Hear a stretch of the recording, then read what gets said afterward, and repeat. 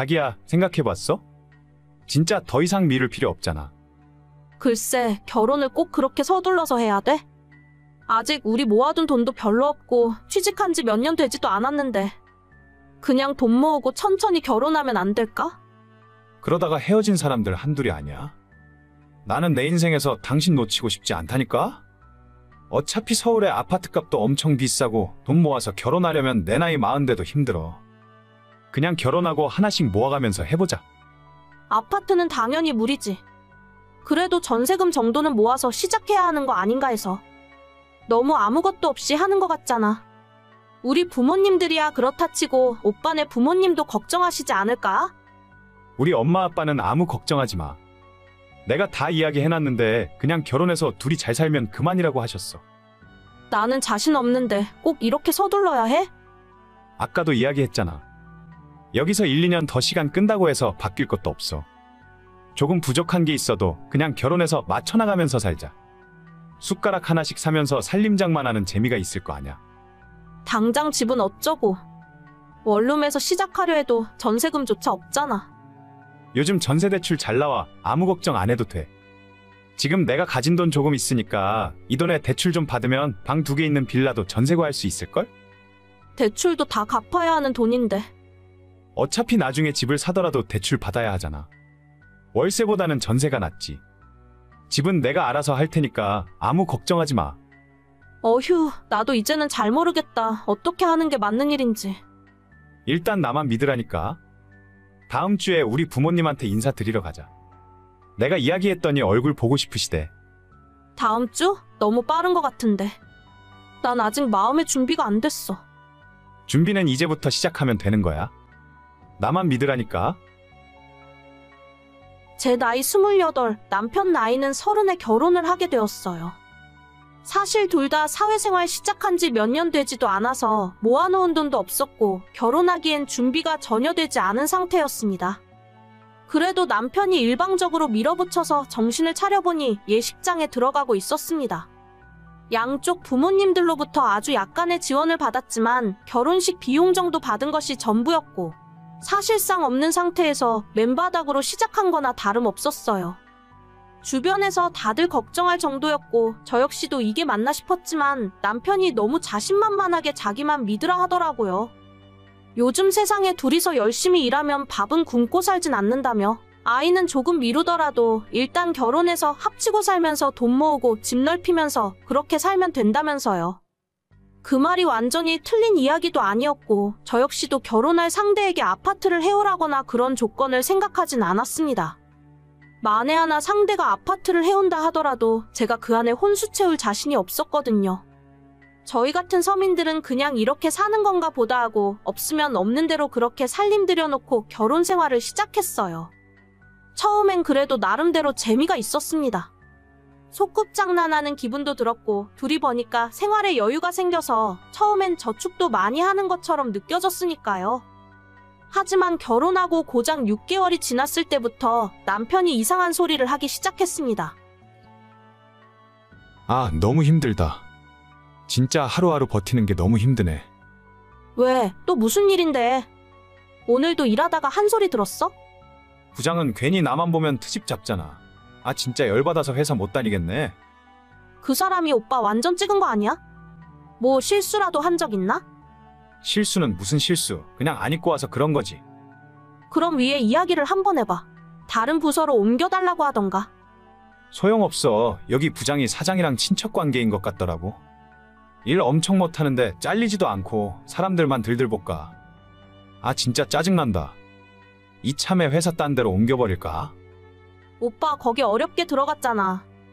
그리고 그 정도 월급 받는 것도 찾기 힘들다면서? 그냥 좀 참고 다니면 안 돼? 나는 참고 싶은데 세상이 나를 가만히 두질 않는다니까? 뭐 잘 찾아보면 이 회사보다 좋은 곳이야 얼마든지 있겠지. 아니면 저번에 말한 것처럼 지금부터라도 공무원 시험 준비나 해볼까? 공무원 시험 준비하기엔 오빠 나이도 있는데 이제 시작해서 언제 합격하려고? 2년 정도 빡세게 공부하면 되겠지. 나 학교 다닐 때 나름대로 공부 잘했어. 지금 우리가 20대 초중반도 아니고 그건 좀 무리인 것 같아. 그냥 지금 다니는 회사 열심히 다니면서 다른 곳 이직할 준비를 해보던가.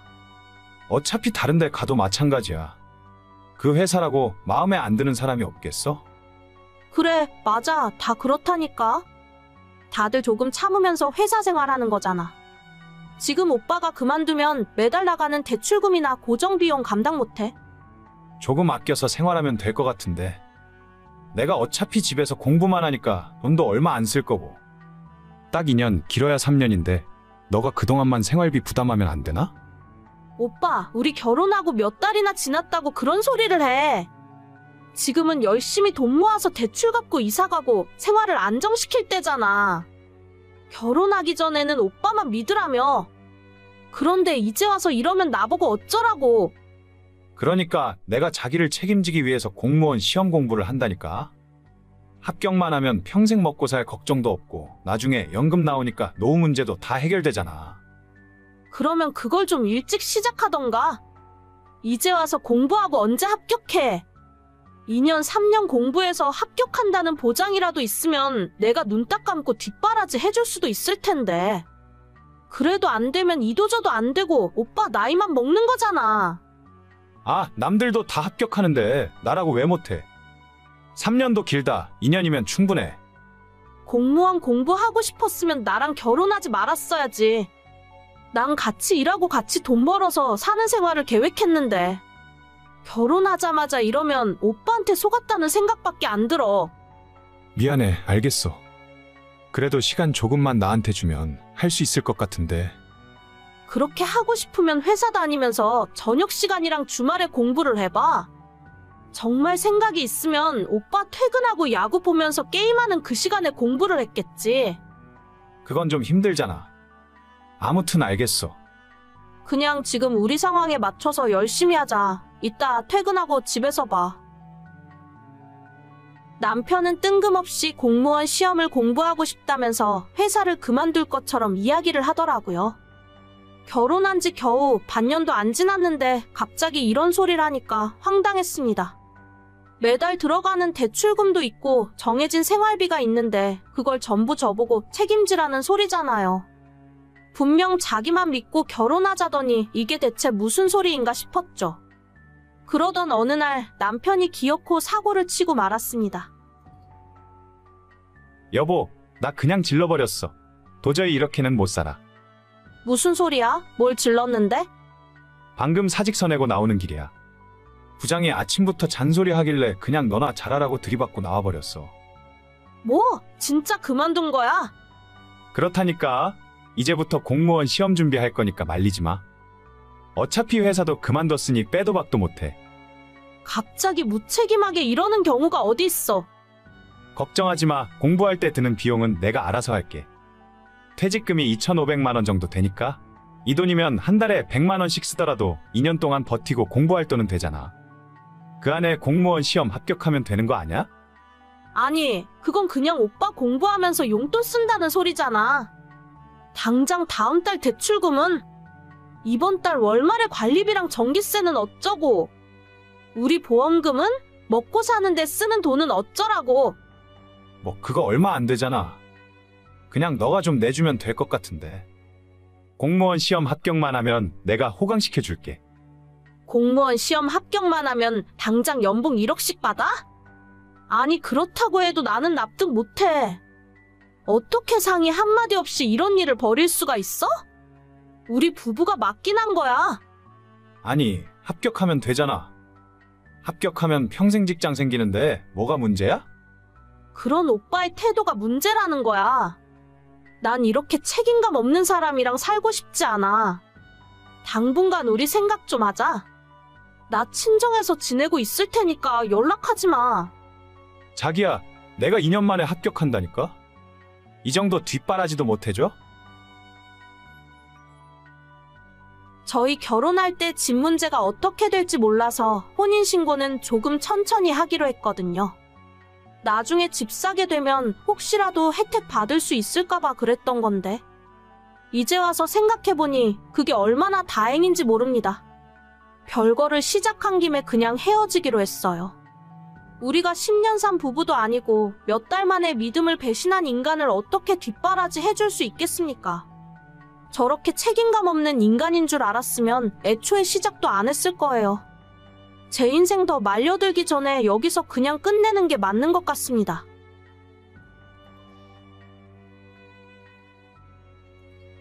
민경아, 맨날 누워만 있는 것도 애한테 안 좋다더라. 좀 걷기도 하고 집안일도 좀 하면서 움직여. 요즘 조금만 걸어도 너무 힘들어서요. 그렇다고 맨날 누워만 있으면 어쩌냐? 저번에 TV 보니까 그 누구냐? 연예인 와이프는 새 쌍둥이 임신했는데도 혼자서 잘만 돌아다니더라. 누가 너 좋으라고 운동하라는 거냐? 뱃속의 아이 때문에 걱정되니까 그러는 거지. 알겠어요. 나가서 하기 힘들면 밀린 집안 청소도 좀 하고 이불 빨래도 한 번씩 해. 몸에 땀이 날 정도로 한 번씩 움직여줘야 한다더라. 알겠어요. 제가 알아서 운동할게요. 맨날 말만 그렇게 하고 누워만 있으니까 답답해서 그렇지. 저번에도 내가 불쑥 찾아갔더니 남산만한 배 까놓고 거실에 누워서 자고 있더라. 오전에 집에서 집안일하고 잠깐 낮잠 잔 거예요. 맨날 저렇게 말만 잘해요. 됐다. 내가 말을 말아야지. 제가 임신 8개월, 9개월 차 때 배는 남산만해지고 몸을 거동하는 것조차 힘들고 부담스러울 때였는데도 시어머니는 항상 저한테 잔소리를 하셨습니다. 안 그래도 첫 아이, 첫 임신이라 모든 것이 불안하고 무섭기만 한데 시어머니까지 옆에서 저러시니까 더 겁나고 매일 기분도 좋지 않았어요. 남편에게 당신 엄마 때문에 스트레스 받으니까 제발 연락 좀 못하게 막아달라고 해도 다 며느리랑 뱃속의 손자 걱정 때문에 그러시는 거라며 저보고 조금 참고 이해해달라더군요. 신혼생활 2년 할 동안에는 제 얼굴 볼 때마다 언제 아이 가질 거냐고 그 난리를 치시더니 아이 가지고 나니까 태교 똑바로 하라며 매일 연락을 하셨어요. 잔소리를 무시하려고 해도 제가 읽고 답장할 때까지 카톡을 보내시니까 노이로제 걸릴 것 같더라고요. 제가 출산 예정일을 일주일 정도 남겨두고 막연한 불안함에 떨고 있을 때도 시어머니께서 연락하시더니 완전 한술 더 뜨셨어요. 민경아, 준비는 잘하고 있냐? 네, 어머님. 이제 예정일이 일주일도 안 남았어요. 그래, 네가 고생이 많다. 첫애는 무조건 자연분만으로 낳아야 하는 거 알고 있지? 자연분만으로 낳아야 산모한테도 좋고 애가 면역력도 더 생긴다더라. 자연분만이요? 저도 그렇게 되면 좋겠지만. 아니야, 무조건 자연분만이야. 첫째를 자연분만으로 낳으면 나중에 둘째는 더 쉽게 낳을 수 있어. 너한테도 좋고 아이한테도 좋으니까 무조건 자연분만으로 낳아야 한다. 몸에 칼 대는 건 의사들 돈 더 벌려고 괜한 짓 하는 거니까 끝까지 자연분만으로 낳겠다고 얘기해. 네, 한번 노력은 해볼게요. 시모한테 협박에 가까운 강요를 듣고 예정일을 기다리고 있었는데 3일 남겨두고 갑자기 진통이 오는 바람에 급하게 아이를 낳게 되었어요. 저희 친정이랑 시댁 모두 지방에 계시기 때문에 일단 남편과 함께 병원에 도착해서 유도분만을 진행했습니다.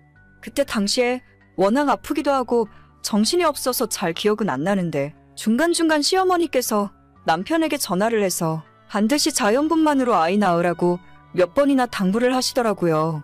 하지만 출산 과정 중에 약간의 문제가 생겼고 계획에 없던 제왕절개로 출산을 하게 되었습니다. 제가 끝까지 낳고 싶다고 이야기해봤지만 아이한테 위험한 상황이 생길 수도 있다는데 저로서는 어쩔 방법이 없었어요. 그래도 낳고 제 아이를 눈으로 보고 난 후에는 아무런 생각도 안 들고 건강하게 태어나줘서 고맙다는 마음뿐이더라고요. 남편이 제 옆에서 시어머니에게 출산을 알리려고 스피커폰으로 전화를 걸었어요. 드디어 아이가 건강하게 태어났다고 말씀을 드렸는데 시모의 첫 마디가 축하한다, 수고했다 같은 말이 아니라 자연분만으로 낳았냐고 물으시더라고요. 시모의 이야기를 듣자마자 온몸의 피가 차갑게 식는 것이 느껴질 정도로 기분이 더러웠어요. 남편이 제 눈치를 보면서 중간에 약간 문제가 생겨서 제왕절개 수술을 했다고 이야기하자 시모가 바로 노발대발 화를 내는 소리가 들렸습니다. 자기가 그렇게 이야기했는데 애 하나 똑바로 못 낳냐면서요. 뜻밖의 시모의 격한 반응에 남편이 깜짝 놀라며 전화기를 들고 병실 밖으로 뛰쳐나갔지만 이미 저는 들을 욕을 다 들은 상태였죠. 제가 어머님한테 칭찬 들으려고 아이를 낳은 건 절대 아니지만 몇 달 고생하고 배 아파서 아이를 낳았는데 저런 말 들으니까 너무 섭섭하고 분한 마음이 밀려왔어요. 잠시 후에 남편이 돌아와서 자기 엄마가 하는 말을 너무 귀담아 듣지 말라고 위로했지만 그런 말이 제 귀에 들어올 리가 없었습니다. 병원에서 퇴원하고 아이와 함께 산후조리원에 들어가 있었는데 그때도 시모가 제게 너가 다 망쳤다며 연락을 해왔어요. 너는 애 하나도 똑바로 못 낳니? 내가 수술하지 말라고 했지? 너는 어떻게 된 애가 시애미가 말을 하면 듣지를 않아? 저도 끝까지 나오려고 노력했어요. 병원에서 의사가 위험하다고 안 된다고 하는데 제가 어떻게 해요?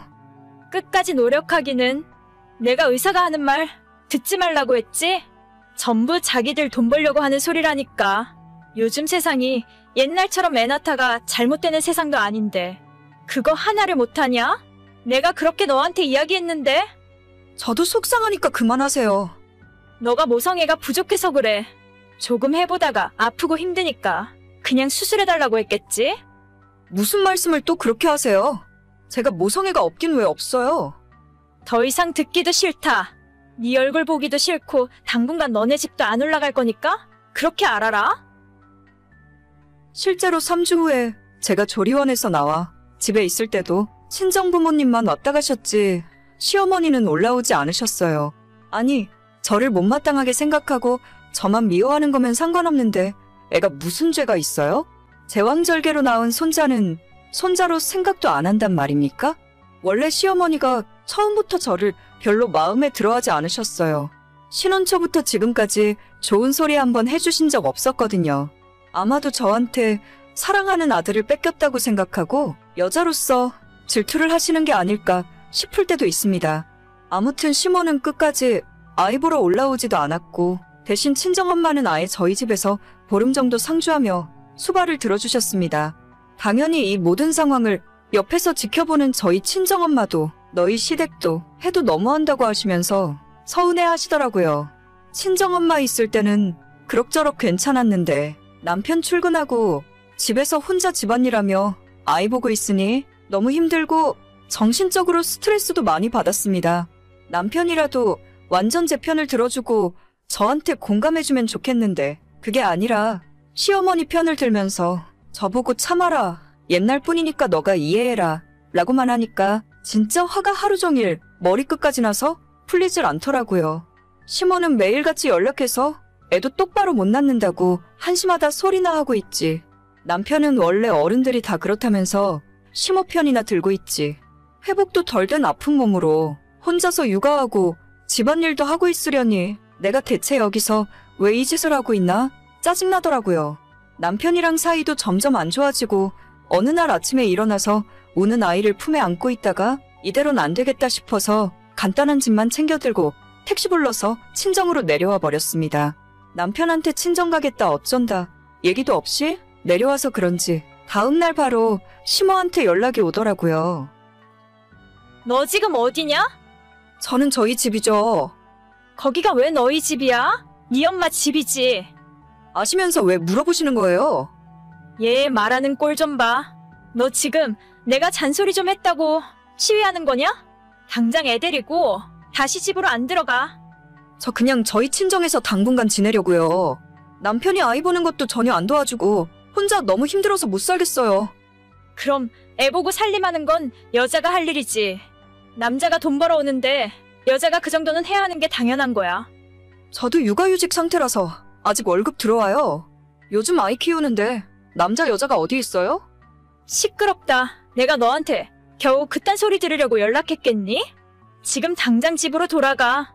만약 오늘 안 돌아가면 안 돌아가면요? 뭐 쫓아내기라도 하시게요? 안 돌아가면 내가 너 가만 안 둘 줄 알아. 너 같은 며느리는 우리 집안에 필요 없으니까 애만 놔두고 나가. 싫어요. 제 배 아파서 낳은 아이인데 어머님이 무슨 상관이세요? 애 낳고 지금까지 한 번 보러 오지도 않으셨잖아요. 이제 와서 할머니 노릇하려고 해봤자 늦었으니까 손자 볼 생각 하지도 마세요. 뭐라고? 애초에 너가 내 말만 잘 들었어도 이런 일까진 없었어. 계속 잔소리 하실 거면 저는 이만 연락 끊을게요. 번호도 차단할 거니까 앞으로 저한테 전화나 카톡도 보내지 마세요. 내가 너를 가만 놔둘 것 같아? 저는 지금 2달째 친정집에서 지내고 있습니다. 남편이 매주 찾아와서 제발 돌아와 달라고 빌고 있지만 현관문 앞에서 아빠랑 저희 오빠가 쫓아내버리는 중이에요. 집 나온 뒤로 아이 얼굴도 한 번 안 보여줬고 시모한테도 당연히 보여준 적 없죠.